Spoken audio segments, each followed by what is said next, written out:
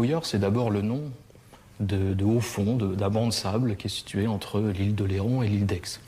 Étymologiquement, ce serait un mot hollandais qui veut dire banc de sable, ce qui effectivement est assez juste. Le Fort Boyard, un monument qui étonne.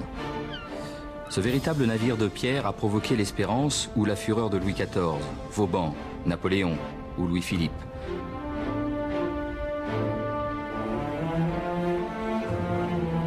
Son histoire a 3 siècles. 3 siècles durant lesquels sa coque a été élevée dans la sueur, la souffrance et dans l'incessante recherche de nouvelles façons de contrer la mer et le vent. 3 siècles où son cœur a été animé tour à tour par des soldats, des prisonniers, des pêcheurs et même des poètes. 3 siècles pour que finalement débarquent des caméras, des projecteurs et des candidats d'un jeu de télévision courant à travers ces couloirs. Aujourd'hui, il a enfin décidé de nous dévoiler sa passionnante histoire.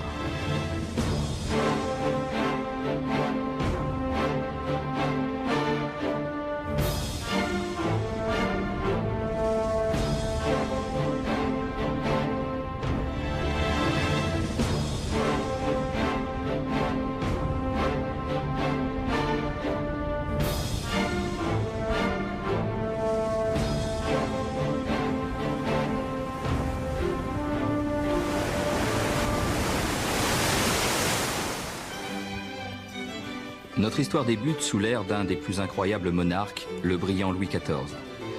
Sa Majesté commence à cette époque à se lasser de son unique autorité à l'intérieur de ses terres.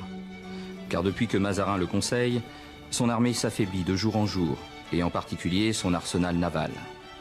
De plus, à cette époque, Louis XIV, qui a passé plus de 32 de ses 54 années de règne à guerroyer, est en conflit avec l'Espagne et sa puissante marine.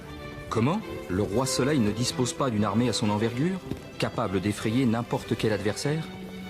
À la mort de Mazarin, il décide donc de confier à Colbert, son secrétaire d'État à la marine, la construction d'une nouvelle flotte et d'un arsenal capable de l'approvisionner. Tout sera à son image, surprenant et grandiose.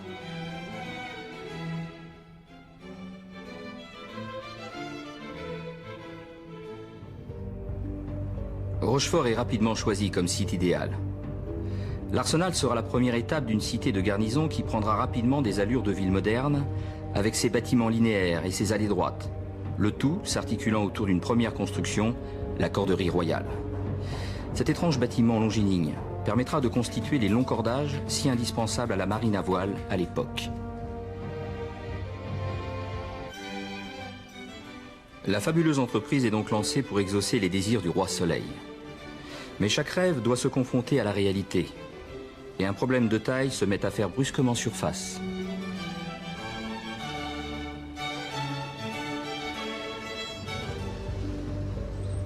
En effet, le talon d'Achille du port de Rochefort réside dans la faible profondeur de sa rivière, la Charente.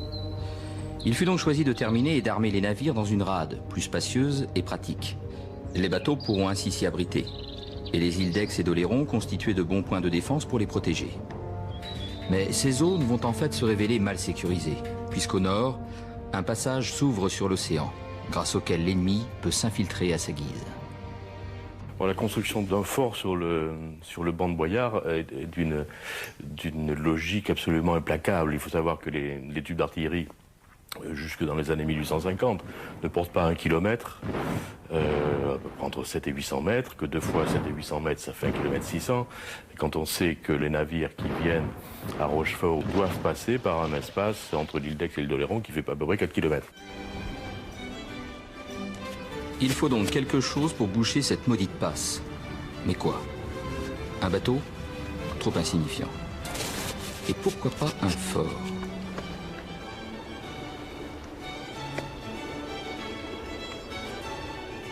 On y a pensé très très tôt, on y a pensé dès la conception de l'arsenal, puisque le chevalier de Clerville, qui était surintendant des fortifications, a jugé qu'il était nécessaire d'établir un fort en bois sur le banc de Boyard, et que son subalterne, Vauban, parce que Vauban n'était que son subalterne, avait dit en ricanant qu'il serait plus facile de saisir la lune avec les dents que de construire un fort sur le hanche de Boyard. En 1668, le chevalier Sébastien Vauban remplace de Clerville. Le célèbre architecte militaire réalise alors de nombreux travaux préparatoires et sondages sur ce banc de sable, cette longe de Boyard, idéalement placée pour cette future construction. Mais devant l'ampleur du travail et surtout le coût exorbitant de cette folle aventure, Vauban songe donc rapidement à abandonner. Et l'ébauche de ce fort au milieu des flots est alors jetée aux oubliettes.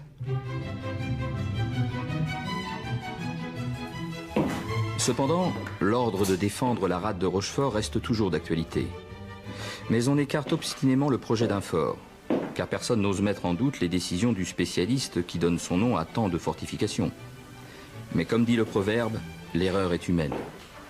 Aujourd'hui, on sait que les sondages de l'époque ont été mal effectués et que la construction d'une forteresse à cet endroit était parfaitement envisageable. Louis XIV ne verra donc jamais se construire le château des Mers qu'il avait imaginé.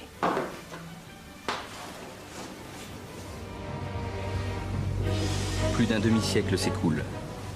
Mais les ennuis vont rattraper une nouvelle fois Rochefort, devenu maintenant un grand et magnifique arsenal.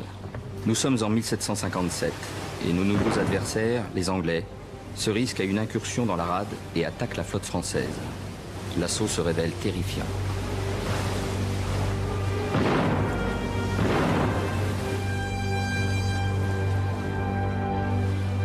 Au milieu du XVIIIe siècle, de nouveau, la question se pose, car les Anglais attaquent l'île d'Aix et en à peine une heure détruisent totalement le fort de la rade qui défend la rade de l'île d'Aix. Et à la suite de cette mésaventure terrible, qui prouve la fragilité de l'escadre qui se trouve à Rochefort, le comité des fortifications réfléchit de nouveau à la possibilité de construire un fort. Mais qui peut oser remettre au goût du jour le projet un peu fou de Louis XIV? Un homme qui va devenir un personnage légendaire de l'histoire de France. Un homme que rien n'effraie, et sans doute pas nos chers ennemis anglais. Cet homme, c'est Bonaparte. En 1801, Bonaparte, de passage sur les Codognis et de Saintonge, va décider de la construction d'un fort sur la longe de Boyard, qui à l'origine est voulu comme étant un véritable navire fiché dans le sable. Une équipe de spécialistes est alors envoyée pour parcourir la région et les forts déjà existants. Leur objectif ? Comment, avec 4000 hommes, repousser un éventuel débarquement de 12 000 Anglais sur les côtes françaises? Un fort sur le banc de sable du Boyard redevient donc une évidence. Une commission est alors chargée en mai 1801 d'exécuter les plans précis de celui-ci afin d'entamer sa construction. Ce fort, de forme d'anneau elliptique et à 2 niveaux, sera bâti sur un enrochement de 150 mètres de long sur 150 mètres de large et s'élèvera à 2 mètres au-dessus des plus hautes mers. Cette forteresse devra être capable d'héberger une garnison de 60 hommes au rez-de-chaussée. 18 canons seront répartis dans les étages. À cette époque, à Rochefort, la construction navale se fait déjà à un rythme soutenu. On imagine alors que le chantier d'un tel édifice est maintenant tout à fait envisageable. Malgré tout, les travaux préparatoires durent 2 ans, car de nombreux débats séparent ceux qui sont pour et ceux qui pensent que ce fort n'est qu'un délire de plus de Napoléon. Finalement, le projet définitif ne sera adopté qu'au début de l'année 1803. Des sondages sont alors réalisés pour définir l'emplacement exact du fort Boyard.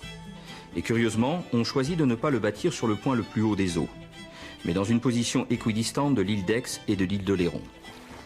Cette même année, la marine ordonne aussi la construction d'une base à terre pour stocker les matériaux, qui prendra le nom de Boyardville. Ceux qui constitueront la future main-d'œuvre seront des hommes de la région, mais aussi des militaires. Dès le début, le manque chronique de main-d'œuvre se fait pourtant rapidement sentir. Le préfet maritime s'en plaint d'ailleurs au ministère de la Marine. On en aurait trouvé si on avait tout fait pour l'encourager, écrit-il alors à ses supérieurs. Mais de nouvelles attaques de la Royal Navy retardent le début de l'enrochement.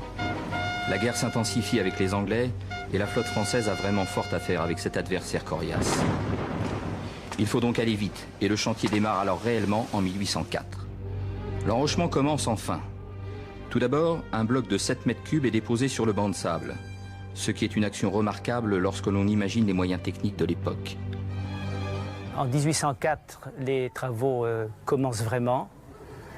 C'est-à-dire qu'on met plusieurs enrochements sur la longe de Boyard. Pour que les fondations soient très solides, il faut d'abord enrocher.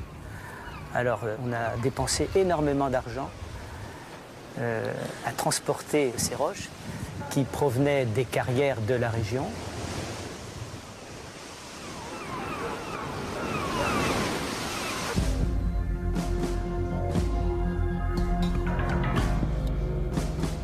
Des carrières de pierre sont également ouvertes à Port-des-Barques, Fouras et l'île d'Aix. Le travail est dur et dangereux, car il faut acheminer des milliers et des milliers de mètres cubes de pierre pour consolider l'enrochement. Alors on s'active, on creuse, on arrache du sol tout ce qui peut consolider le banc de sable.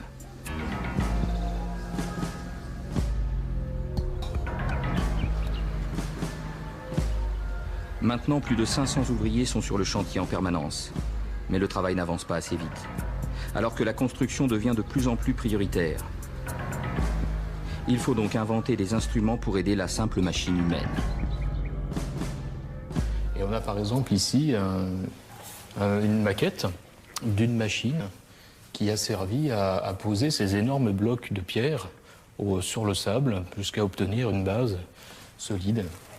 C'est une maquette qui est à peu près à l'échelle 1/6. On voit que c'était actionné par ce manivelle était actionné par l'homme, donc voilà, il faut l'imaginer à peu près 6 fois plus grande. Et elle est intéressante parce que on est là, donc on est au tout début du 19e siècle, on est sous le Premier Empire, et on est aussi à un moment où il y a un grand changement qui va affecter la marine et d'autres branches industrielles, qui est la formation des ingénieurs dans des nouvelles écoles. Et les premières promotions de Polytechnique, c'est 1794, la création de Polytechnique. Et il y a un état d'esprit particulier qui va progressivement s'imposer. Et on peut lire, on le voit d'ailleurs ici, l'idée c'est, face à un problème donné, de regarder comment fait la machine humaine et puis de la traduire en termes d'engrenage, en termes de mécanique. Et c'est un peu ce qui se passe ici. En fait, on a deux espèces de pinces qui vont venir saisir les blocs et qui vont pouvoir les positionner. Ils vont descendre, monter, ils vont pouvoir les positionner assez précisément. En fait, dans son principe, c'est une machine extrêmement simple, mais qui répond à un problème très compliqué. On s'aperçoit évidemment tout de suite de la difficulté extraordinaire de la tâche. Évidemment, quand la mer est démontée, il n'est pas question de pouvoir travailler. Quand la mer est haute, on ne peut pas travailler. Et quand les escadres de la marine anglaise patrouillent, il n'est pas non plus question de construire. Car les escadres de l'Angleterre, évidemment, veillent. Et la construction d'un fort à cet endroit les inquiète particulièrement parce qu'elles savent très bien que dans ce cas-là, l'arsenal de Rochefort sera totalement opérationnel, totalement à l'abri d'une incursion anglaise. Donc les travaux sont menés malgré tout, compte tenu de la volonté qui est devenue une volonté impériale, s'agissant de Napoléon Ier, et ces travaux se déroulent dans des conditions difficiles, mais se déroulent et avancent. Pour accéder au banc de sable du Boyard, on utilise des petits bateaux, les gabarres. On peut facilement imaginer la difficulté des marins à transporter des milliers de mètres cubes de pierre au milieu des flots sur ces embarcations étriquées peu connues pour leur solidité. D'ailleurs, de nombreux accidents surviennent et coûtent la vie à plusieurs hommes. Sans compter les quelques incursions de navires anglais qui mitraillent les ouvriers sur l'enrochement. Mais un autre ennemi beaucoup plus difficile à combattre fait son apparition, la tempête. Un ouragan s'abat sur la rade de Rochefort. Le chantier est totalement dévasté, les bateaux endommagés et les travaux stoppés. Il ne reste plus rien du chantier du Fort Boyard. Le beau projet tourne à la catastrophe.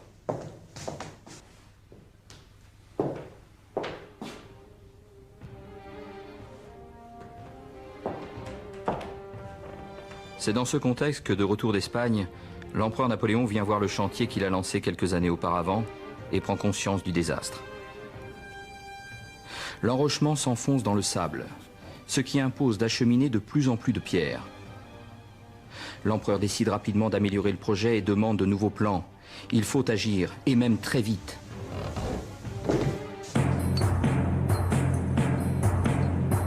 On choisit de réduire le projet sans doute un peu trop ambitieux. Le fort sera limité finalement à 60 mètres sur 20 et sera équipé au maximum de 26 canons.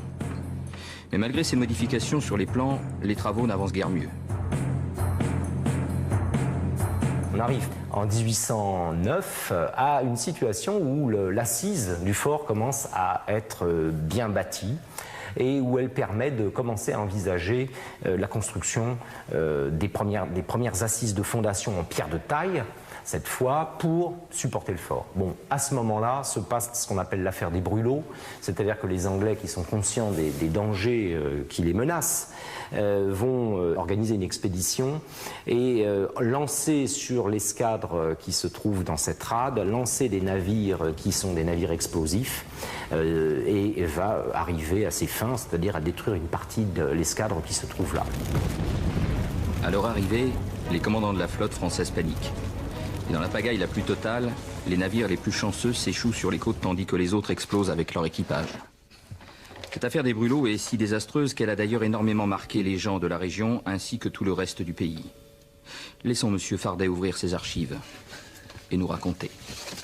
L'affaire des brûlots de l'île d'Aix, en avril 1809, se trouve consignée dans ce dossier du fort Boyard, parce qu'il a fallu arrêter, bien entendu, les travaux du fort. Et je tombe là sur une lettre de l'inspecteur de la 12e division, chargé des travaux du fort du Boyard, à M. Brédif, ingénieur ordinaire, attaché aux mêmes travaux. L'inspecteur, évidemment, est très inquiet, puisqu'il voit de La Rochelle, au loin, le drame. Vous avez dû croire que, sans être aussi près que vous de la terrible catastrophe dont la rade de l'île d'Aix vient d'être atteinte, j'en ai néanmoins suivi toutes les nuances, la lunette à la main, du haut du pavillon Paillet, au milieu des angoisses générales que je partageais avec tous les bons Rochelais. Mes yeux et mon cœur se sont souvent dirigés sur Boyardville, en tremblant chaque fois de les voir la proie des flammes. Je viens encore de les apercevoir intacts, mais hélas, qui pourrait nous répondre qu'ils existeront demain? Voilà les inquiétudes donc, de l'inspecteur qui voit donc les navires qui brûlent encore en rade de l'île d'Aix. Là, c'est une affaire. C'est une affaire parce que les Anglais ne respectent pas les règles d'honneur de la marine et plutôt que de combattre bord à bord, envoient des navires contre les navires français, des navires qui sont chargés de poids, de paille, de poudre, pour les faire exploser, les enflammer. Donc c'est une manière de se battre qui n'est pas... on a toutes les marines ont des brûlots, mais ce sont des pièces accessoires. On ne mène pas une bataille essentiellement avec des brûlots. Là, du large, on lance ces embarcations contre les navires français. Et ce qu'il y a pire, c'est qu'on détruit les chaloupes et que l'on va même jusqu'à tuer les marins qui s'étaient réfugiés sur les côtes de Fouras et du Fort-Ennet. Donc dans la mémoire collective, c'est passé comme étant l'affaire des brûlots et non pas une bataille navale. Cette affaire met donc un arrêt brutal aux travaux. Comment bâtir un fort en pleine mer lorsqu'on ne parvient même plus à défendre la côte? En 1809, le projet est abandonné. C'est la fin du beau rêve de Napoléon. Le constat est amer pour l'empereur, qui doit se soumettre définitivement aux Anglais. Même ce grand stratège, ce grand meneur d'hommes, n'est pas parvenu à faire sortir des eaux cette incroyable forteresse. Enfin, comble de l'absurdité, du hasard et du destin des grands hommes, l'empereur croisera une dernière fois la longe de Boyard, et cet enrochement abandonné affleurant au milieu de la mer. Qu'a bien pu penser l'empereur à ce tas de pierre qui pointe hors des flots? Qu'aucun autre que lui n'aurait pu réussir un tel pari, et que ce petit monticule de pierre est finalement à l'image de son règne, anéanti par des éléments incontrôlables et des Anglais pugnaces. L'histoire s'est refermée sur ce passage, car nous sommes en 1815, et un événement plus important vient de se produire. Napoléon, défait, embarque pour Sainte-Hélène, d'où il ne reviendra jamais.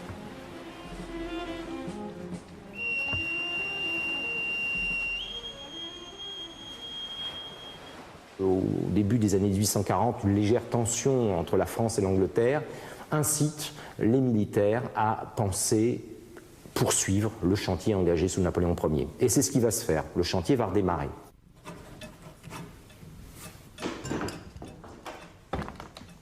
En 1837, l'amiral Rosamel, ministre de la Marine, décide de reprendre la construction d'un nouveau fort Boyard, Louis-Philippe y consent. Mais que reste-t-il des travaux effectués par Napoléon?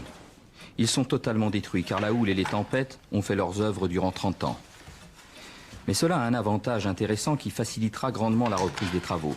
Car en s'enfonçant, les pierres déposées ont permis de stabiliser le sol du banc de sable.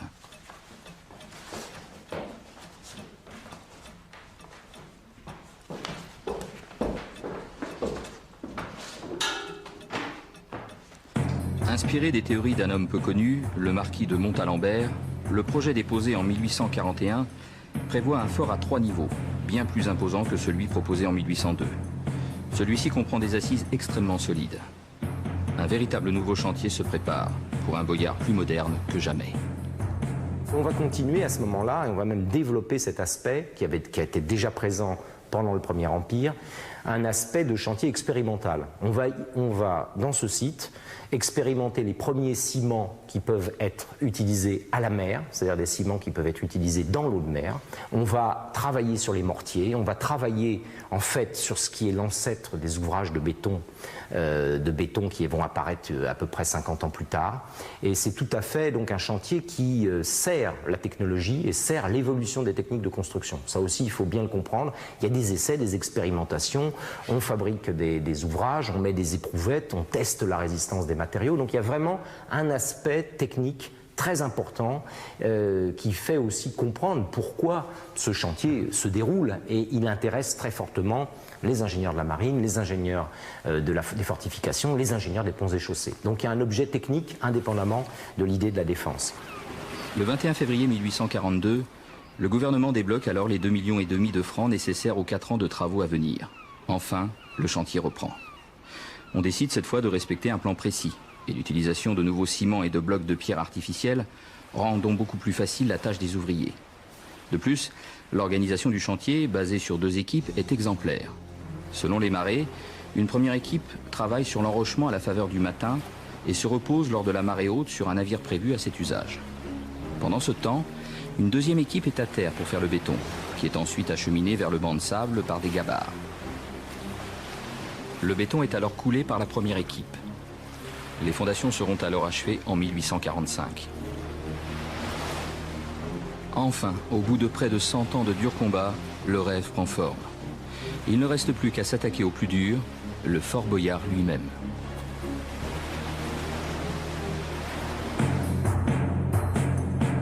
Grâce à l'évolution permanente des techniques, les plans initiaux de Boyard sont modifiés. Il sera donc construit sur 3 niveaux, un rez-de-chaussée et 2 étages.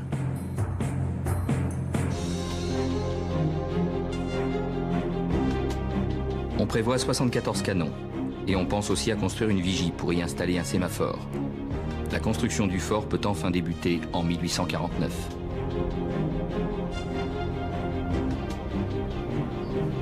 En 1851, le nord du rez-de-chaussée est achevé et il est alors possible de loger les ouvriers directement sur celui-ci, ce qui permet un gain de productivité évident.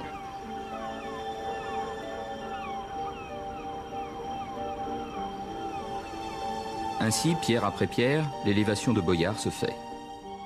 Comme pour marquer la modernité des nouvelles méthodes employées, on s'applique à numéroter chacune des pierres taillées.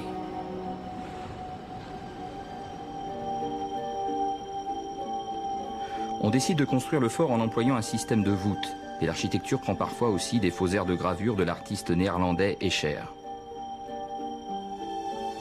Sur la terrasse, qui servira aussi pour la récupération des eaux de pluie, on installe également des positions d'artillerie.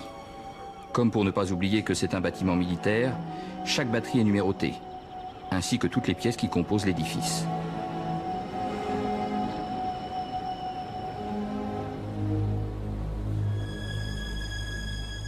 Des briques sont aussi employées pour servir de coffrage, car elles auront fonction d'amortisseur pour absorber les vibrations des canons. Une énorme horloge comme sur la place d'un petit village est même bâtie à l'opposé de la vigie. Le Fort Boyard est enfin achevé en 1857. Sa construction aura coûté 6 fois moins cher que son enrochement et aura duré un temps incroyablement moins long. Enfin, ce mastodonte de pierre, d'acier, de bois et d'ingéniosité est finalement parvenu à se hisser hors des flots. Le paradoxe, c'est sans doute que finalement, au moment donné où le fort va être achevé, eh bien, à ce moment précisément, il devient inutile. Parce que l'artillerie a fait des progrès extraordinaires, puisqu'on est passé à ce qu'on appelle l'artillerie rayée. Vous savez que l'artillerie rayée, le principe, c'est que le tube du canon a son âme à l'intérieur qui est forée de manière à guider le projectile dans sa trajectoire. La trajectoire est beaucoup plus précise et le boulet métallique qui jusqu'alors était sphérique devient ogival, c'est-à-dire qu'il prend la forme d'un cylindre qui est adapté à la pénétration dans l'air et qui va pouvoir accroître sa portée de 3-4 fois ce qu'elle était autrefois. Ce qui fait qu'à ce moment-là, précisément, quand le fort est enfin terminé, qu'on commence à compter et à cheminer les canons qui vont être nécessaires, eh bien, la passe n'a plus besoin, pour être défendue, de ce fort. Oléron et l'île d'Aix suffisent avec des batteries d'artillerie pour croiser leur feu, et finalement, les canons en question n'arriveront jamais. Il sera néanmoins armé avec quelques pièces, mais qui sont des pièces de récupération, qui ne sont pas des pièces qui étaient celles qui étaient prévues au départ, simplement pour en faire quand même un point défensif supplémentaire, mais le grand projet de 74 canons eh bien, est abandonné. Devenu inutile avant son achèvement, le projet du Fort Boyard aurait dû être en toute logique stoppé. Le gâchis est vraiment énorme.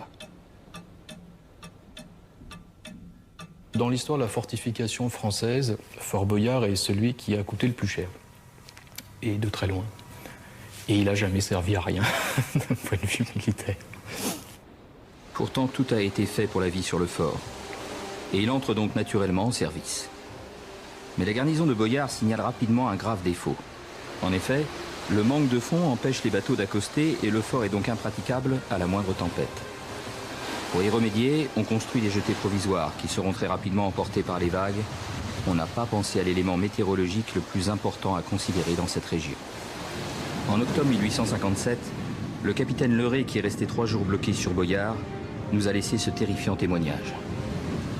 Les vagues jaillissent à plus de 30 mètres de hauteur. À chaque coup de mer, le fort oscille et tremble. Les hommes ressentent une secrète frayeur.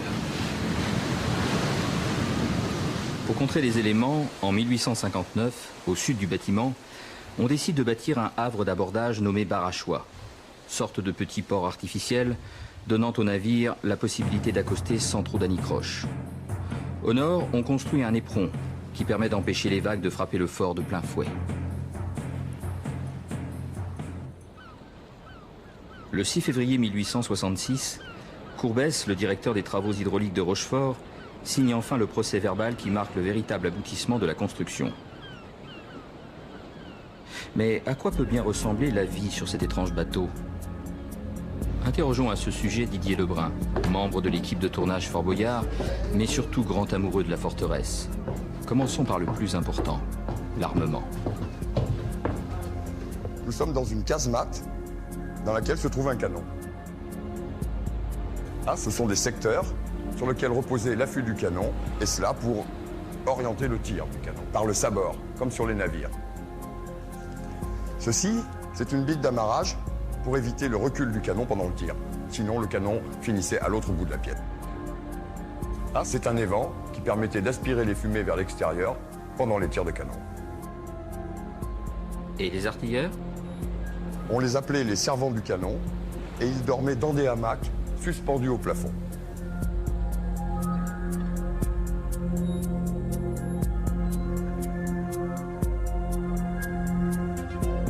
Nous nous trouvons dans les latrines du fort. Celle-ci était réservée à la troupe. Les poignées servaient à s'accroupir. Imaginez le confort de l'époque. Les latrines des officiers se trouvaient à côté, étaient personnelles et, disons, un peu plus confortables. Les gradés avaient donc droit à certains privilèges, comme des véritables chambres avec un parquet en chêne, mais aussi une cheminée pour y installer un poêle.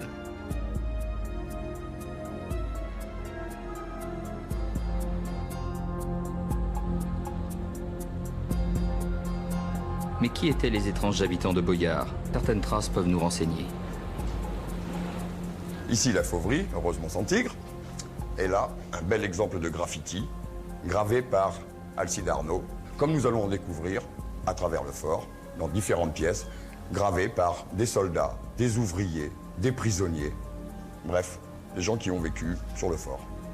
En effet, de nombreuses inscriptions témoignent d'une grande variété de populations. Des marins en manque de pêche, des poètes en manque d'inspiration, des militaires assommés par l'ennui ou avec des envies de célébrité, ou encore de simples aventuriers de passage.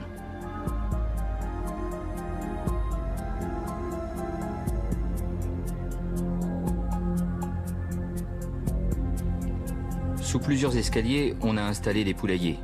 Car comme l'alimentation sur le fort se compose principalement de céréales, il faut tout de même manger de la viande afin d'éviter les risques de scorbut.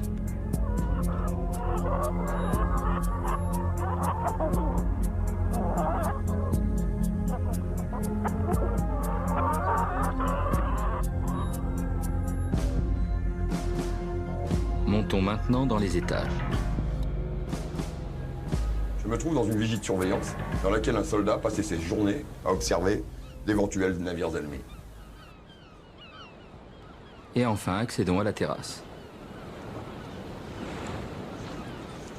Ça, c'est la grue qui permettait de hisser les charges des navires, mais également pour monter les munitions, les canons sur la terrasse. Une autre grue, en bois celle-ci, était également utilisée pour permettre le déchargement des bateaux amarrés dans le bar à choix.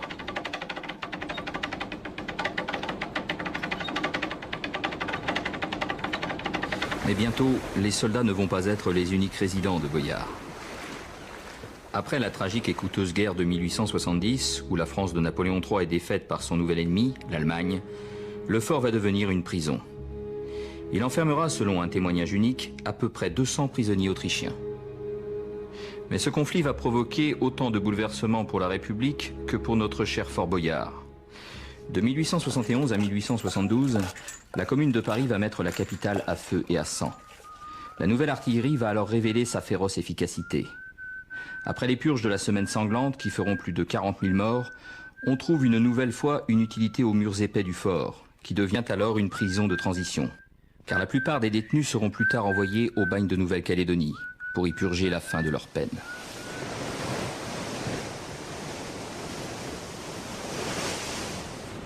Parmi ces prisonniers se trouve une célébrité de l'époque, le fameux journaliste Henri Rochefort. C'est un incroyable personnage dont l'esprit fait merveille et qui fut admiré par Victor Hugo lui-même. Opposé au pouvoir et donc favorable à la Commune, il est arrêté et restera 8 mois au fort, où il laissera d'ailleurs sa trace en s'appliquant à composer ce triste poème. Fort Boyard, où la nuit sert des tyrans heureux. Fort Boyard, où la haine est le plaisir des dieux. Fort Boyard, où la force enchaîne le génie. Fort Boyard, où l'on meurt sans sortir de la vie. Il séjournera ici avec d'autres communards réputés comme Henri Bauer, Amilcar Cipriani ou encore Adolphe Assy. Mais leur goût pour la liberté leur donnera rapidement des envies de prendre le large.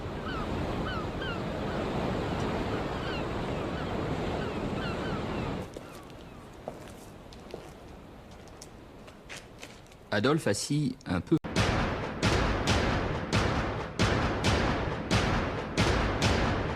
Boyard, c'est d'abord le nom de haut fond, d'un banc de sable qui est situé entre l'île de Léron et l'île d'Aix.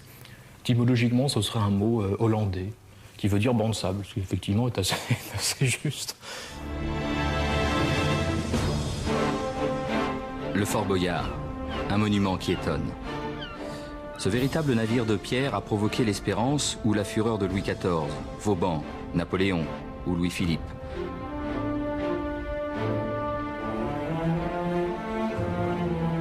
Son histoire a 3 siècles. 3 siècles durant lesquels sa coque a été élevée dans la sueur, la souffrance et dans l'incessante recherche de nouvelles façons de contrer la mer et le vent.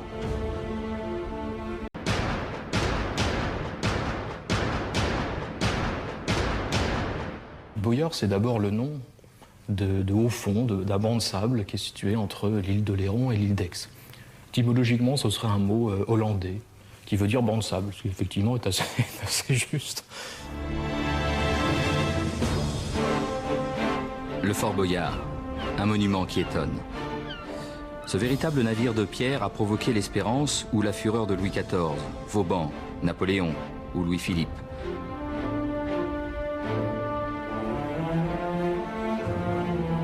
Son histoire a 3 siècles. 3 siècles durant lesquels sa coque a été élevée dans la sueur, la souffrance et dans l'incessante recherche de nouvelles façons de contrer la mer et le vent. 3 siècles où son cœur...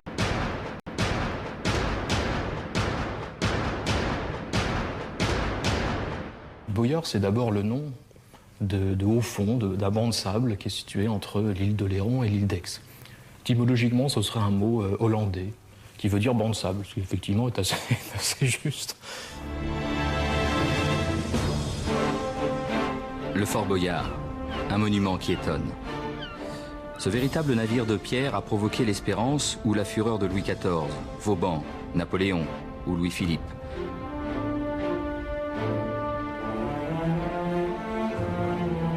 Son histoire a 3 siècles. 3 siècles durant lesquels sa coque a été élevée dans la sueur, la souffrance et dans l'incessante recherche de nouvelles façons de contrer la mer et le vent. 3 siècles où son cœur a été animé tour à tour par des soldats, des prisonniers, des pêcheurs et même des poètes. 3 siècles pour que finalement débarquent des caméras, des projecteurs et des candidats d'un jeu de télévision courant à travers ces couloirs.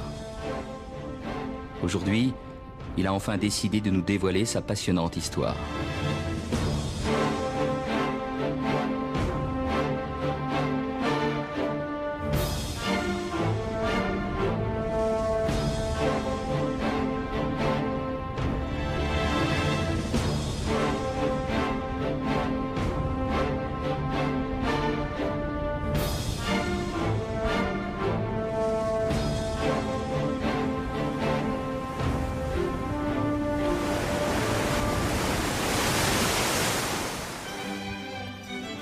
Notre histoire débute sous l'ère d'un des plus incroyables monarques, le brillant Louis XIV.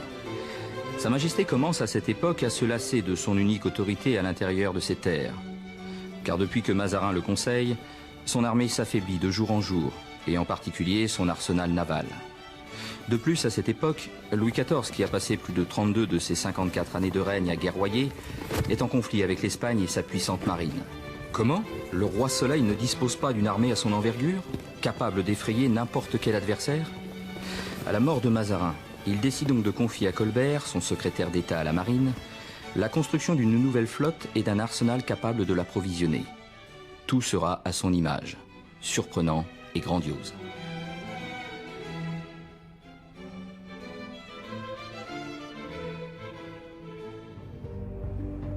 Rochefort est rapidement choisi comme site idéal.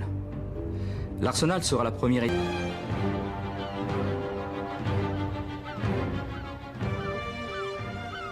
Selon certains, pendant l'occupation, l'armée allemande, qui n'a jamais tenté d'occuper le fort, s'en serait servie de cible pour des tirs d'exercice.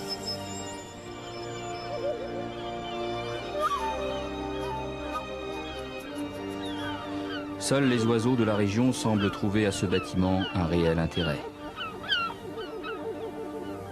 Triste fin pour Boyard, dont on peut au moins se vanter qu'il n'ait jamais été pris par l'ennemi. Mais un monument aussi étonnant, aussi mystérieux, pouvait-il finir ainsi? L'armée se résout finalement à céder le fort Boyard au domaine public, et sa vente est décidée en 1962. Mais peu d'acquéreurs se présentent à la mise aux enchères, et à la grande stupéfaction des habitants de la région, celle-ci est remportée par un inconnu, Éric Aerts, simple dentiste belge résidant à Avoriaz.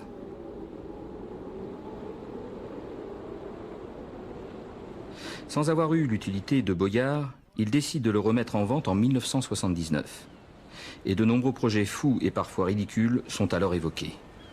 Milliardaires américains, fils de familles guatémaltèques ou encore autres curieux individus bien de chez nous vont vouloir transformer le fort en un hôtel, en un lieu pour un festival de musique ou même en une bien étrange maison de retraite. Mais Boyard va rapidement attiser l'imagination et les rêves d'un nouveau et tout aussi insolite personnage. J'ai vu un jour le film Les Aventuriers, il y avait Delon, Ventura, et je les vois encore se poursuivant un coup de revolver dans un espèce de donjon énorme, bizarre, au milieu de la mer. Évidemment, ça m'avait frappé. Je me dis, tiens, c'est bizarre, où ça peut bien être ce truc-là? Et puis voilà, c'est la première fois où j'ai vu. Voilà. Et puis ensuite, j'ai dû faire le pilote d'une émission pour la communauté des télévisions francophones, une émission qui s'appelait La Chasse au Trésor. Et j'ai repensé à ce donjon au milieu de la mer que j'avais vu dans Les Aventuriers. Alors j'ai dit, mes collaborateurs, écoutez les enfants, il y a quelque part en France, je sais pas où, un espèce de truc monstrueux, un donjon, une tour au milieu de la mer, quelque part, cherchez, ça doit pas, c'est près des côtes en France. Ils m'ont ramené Fort Boyard. J'ai dit, c'est ça mes enfants, voilà, Fort Boyard. Et donc, on a fait le pilote de La Chasse au Trésor à Fort Boyard. Philippe, si j'ai bien compris, ça ne peut être qu'à l'intérieur. Oui. Le reste est entouré par l'eau. Absolument. Bon, si vous sautez, vous aurez le temps de rentrer à l'intérieur. Oui, il y a l'escalier. Le pilote me dit que je peux sauter, alors moi j'y vais, ok? sans risque, à la condition de prendre le minimum de risque, si c'est pour vous mouiller, d'accord? Vous avez un gilet de sauvetage? Il vous reste 4 minutes 30. Il y a un gilet de sauvetage, je le prends.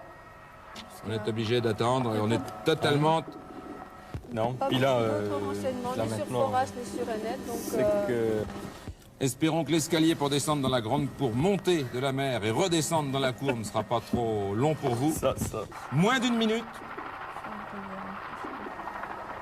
Si Dieu le veut, l'a trouvé, ce corps de pompe, et la tabatière de Napoléon enfouie au pied de ce corps de pompe. 15 secondes. Tony, Oui, écoutez, j'ai le trésor.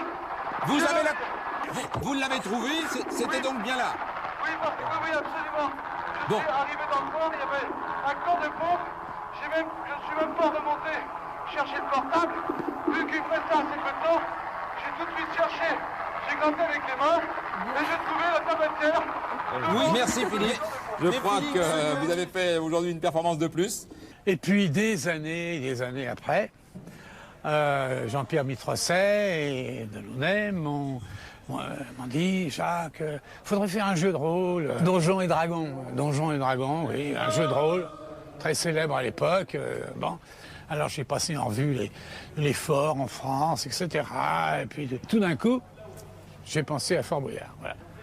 Et je leur ai dit, écoutez, mes enfants, il y a un fort, allez voir Fort Boyard, près de La Rochelle, vous verrez. Peut-être que Fort Boyard, on pourrait faire un jeu de rôle à Fort Boyard. Bon. Ils sont venus, ils ont vu, évidemment, ils sont revenus étonnés, conquis par cette espèce de monument extraordinaire. Et à partir du moment où on a décidé de faire un jeu de rôle à Fort Boyard, tout s'est fait tout seul, quoi.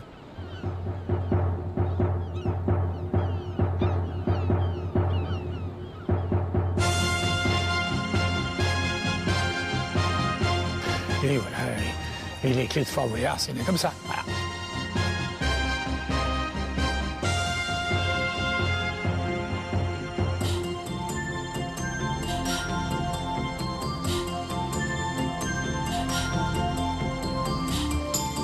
Vous êtes en route pour le Fort Boyard, colossal vaisseau de pierre, ancré pour l'éternité au large de La Rochelle.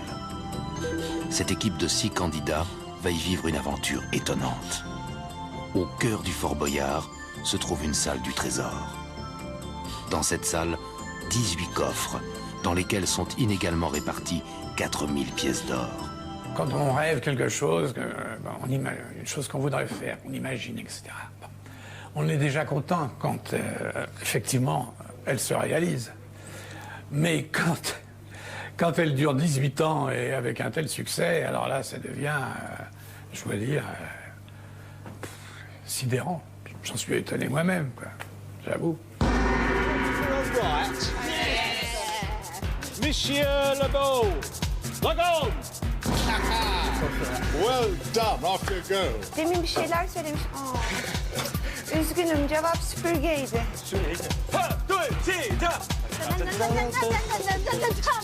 그렇다면 태평양이 더 높다는 얘기인가? 높습니다! Compañeros, como capitán del equipo, gritad conmigo. No hay dolor, no hay fatiga. Fort Boyard nuestro. Gogorito, ¿cuántas veces te tengo que decir que no me traigas a tus amigas a merendar? Shalom, Shana Tova, Chag Sameach. קיסר, ההולכים למות מברכים אותך. Je pense que c'est bien fait de mettre un peu de pression. Oui.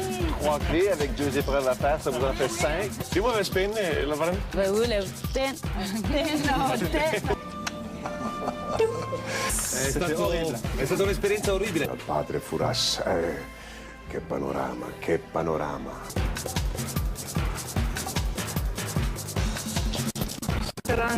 Parade de qualité, parade de joie. Je pense que vous avez tiré le bon numéro aussi, je peux m'expliquer de la sorte. Le bon numéro,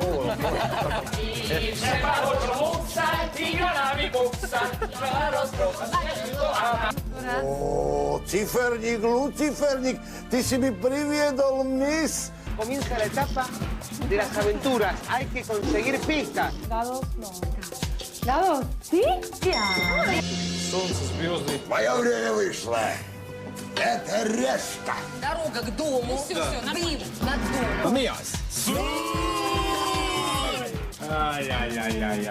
Sondern? Keine Ahnung, weil es fehlt Träger dran. Oh. Ich weiß es nicht. Muss ich schon für einmal entscheiden. Schau mal, hier, pass auf, das Tor zur Schatzkammer wird sich gleich öffnen. Tot volgende week. Tot volgende week. Dag. Dag.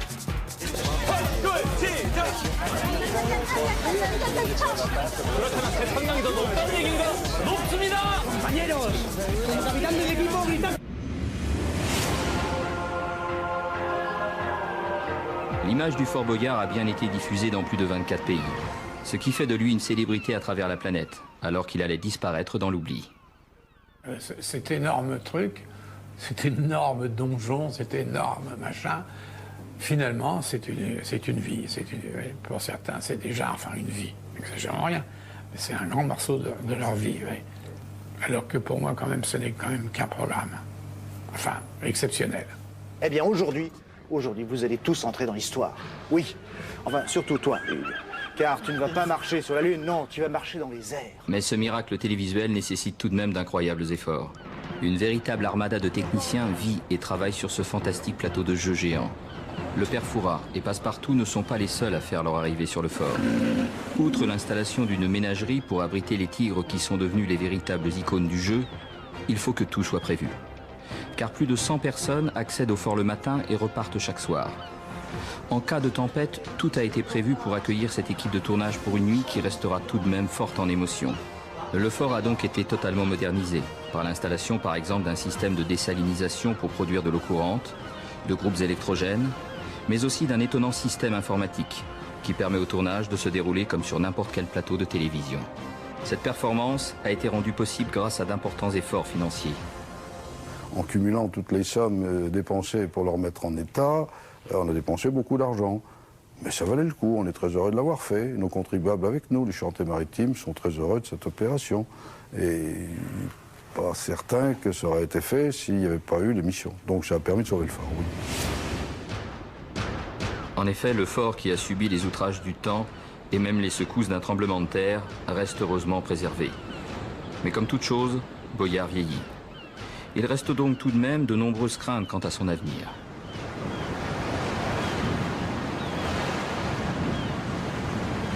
Alors, vous me voyez tremblant là, parce qu'à chaque tempête, il y a des dégâts sur le fort. La question, c'est on sait qu'il y aura des tempêtes, parce que ça fait partie aussi de notre géographie, de notre histoire. La seule incertitude, c'est de savoir combien il faudra mettre d'argent pour le réparer.